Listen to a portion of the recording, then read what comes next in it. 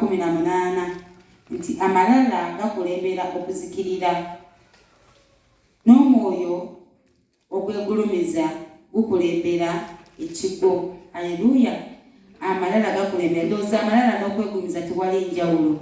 Amalala buli wewegulumiza mukwano gwange obeera amalala. Kati Bayibuli etugambye nti amalala gakulembera okuzikirira. Haleluya. Tulaba Sitaani ekyamujja mu ggulu, Lusifa ekyamusuza wansi gaali malala. Yegulumiza, yafuna obujja, alaba nti ye musinza nnyo, asinza Kikyayugani yali wano ng'atumisaako. Nga Lusifa ye yali omusinza, ye yali malayika asinga okusinza Katonda. Haleluya. Naye oluvannyuma lw'okwegulira ebitiibwa olw'okubanga ye asinzanya, yamera amalala. Yegulumiza, n'alowooza nti yenkanankana ne Katonda, ekyavaamu kyali kigo. Haleluya. N'asuulibwa wansi. Mukama yeebazibwe. Tuleme okubeera abooluganda bwe tutyo, tuleme okumera amalala mu buweereza. Mu kyonna ky'okola muganda wange leka kwegulumiza.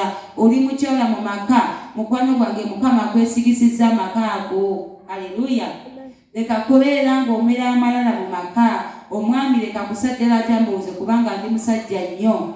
Omukyala olabe nga kasasiro, omukyala atayogera, weegulumiza nze nedda gwe omukazi ayogera atya.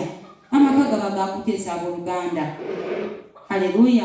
Omukyala oluusi okola olina ku ssente, omwami wo talina. Muganda wange awo nolaba ng'olemera ennyo, nolaba ng'omwami yateekeddwa n'okuvunnamira. Ne weerabira nti ekigambo kya Katonda kiri nti ffe tuteekeddwa okuwa abaami baffe ebitiibwa. Mukama yeebazibwe.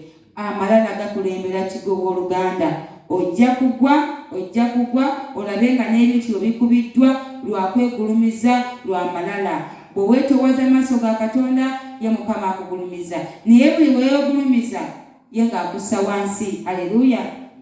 Mukama yeebazibwe. Bwe toloozaako ku bitiibwa ebyo Lusifa bye yasubwa, okubeera nga gwe musinzi omukulu mu maaso ga Katonda, nga gwe asinga okusinza amaaso ga Katonda. Naye muganda wange olw'okuba yamera amalala n'alowooza okwenkanankana ne Katonda, yasuulibwa wansi n'asuulibwa ebitiibwa ebyo. Tuleme okufiirwa ekitiibwa mu maaso ga Katonda olw'okuba ffe twagala okyewaffe nga ffe. Haleluya.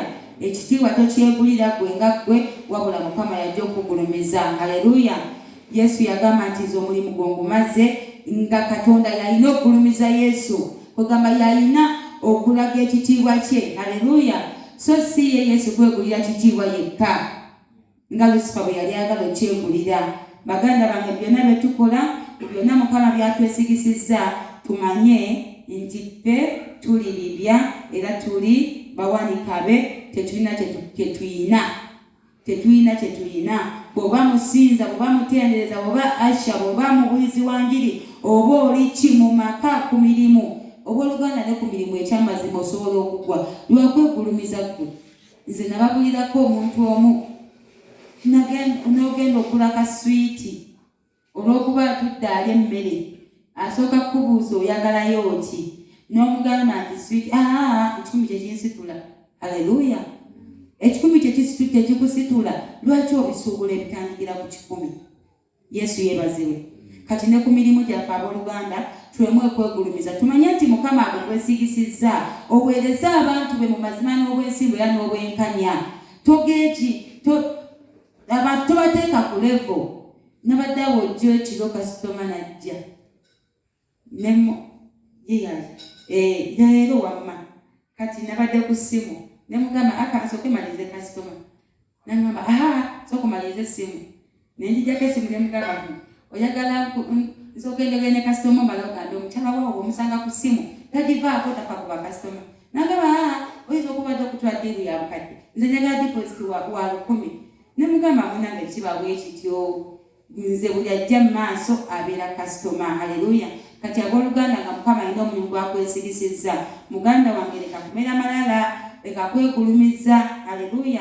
Manya nti gwe Mukama agwesigisizza bwesigisa, oli muwanika, bakasitoma bakwate bulungi. Ojja kubeerawo n'ebintu olabe nga tebitambula, okolodde amabega, kumbe gwe Mukama yakussa dda wansi. Olwakuba weegulumiza, walema okugulumiza ye, walema okumanya nti guno omulimu gwa Mukama, owe Mukama ekitiibwa, n'abantu ng'obagondera, ng'okola ng'ekigambo kya Katonda bwe kiri. olowooze nti Mukama akuleseewo, kumbe nga amalala go ge gakusuula. Tukkirize Katonda atukozese nga maliriza. Okkiriza n'owaayo Mukama, buli wokkiriza n'owaayo obulamu bwo Mukama abukozese, obeera omugulumizza. Haleluya. Naye bw'oteewaayo Mukama akukozesa, obeera omusizza wansi. Bw'ogamba nti Mukama nze nsuuna onkozesa, ekitegeeza abeera waggulu wa byonna nga gw'oli wansi we. Naye bw'otakkiriza obeera weetwalidde ekitiibwa nga ye omugjeewo. Mukama yeebazibwe nnyo. Nga Mukama waffe Yesu bwe yakkirizanga n'akozesebwa, naffe mikwano